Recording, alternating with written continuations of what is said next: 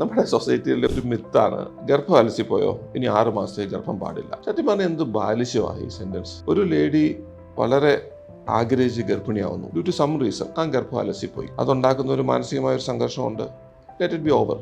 May be 1 മാസം അല്ലെങ്കിൽ 1.5 മാസം കഴിയുമ്പോൾ ആ കുട്ടി അത് ഓക്കെ ആവും. അതിനുശേഷം ഇനി 6 മാസം അടുത്ത് ഗർഭിണിയാവാൻ വേണ്ടി നമ്മളിങ്ങനെ ഇരിക്കേണ്ട വല്ല കാര്യമുണ്ടോ? നമ്മുടെ ബോഡി തന്നെ അതിന് ഉത്തരങ്ങൾ തരുന്നില്ലേ?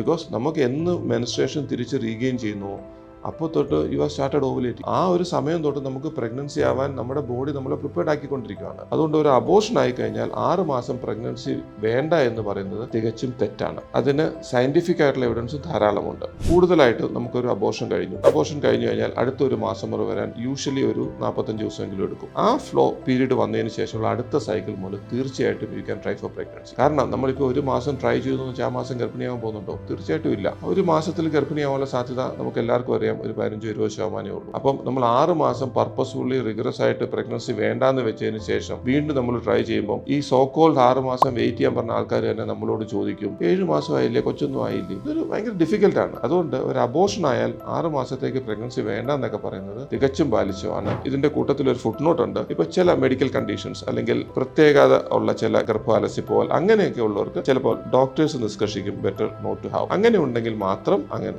ഈ ഒരു ബ്രേക്ക് വയ്ക്കുക. അതല്ലെങ്കിൽ ഒരു പ്രാവശ്യം ഗർഭാലസി പോയാൽ വിത്ത് പ്രോപ്പർ പ്ലാനിങ് അടുത്ത പ്രഗ്നൻസി എത്രയും പെട്ടെന്ന് വരുത്താൻ ശ്രമിക്കുന്നതാണ് ഏറ്റവും ഉചിതം.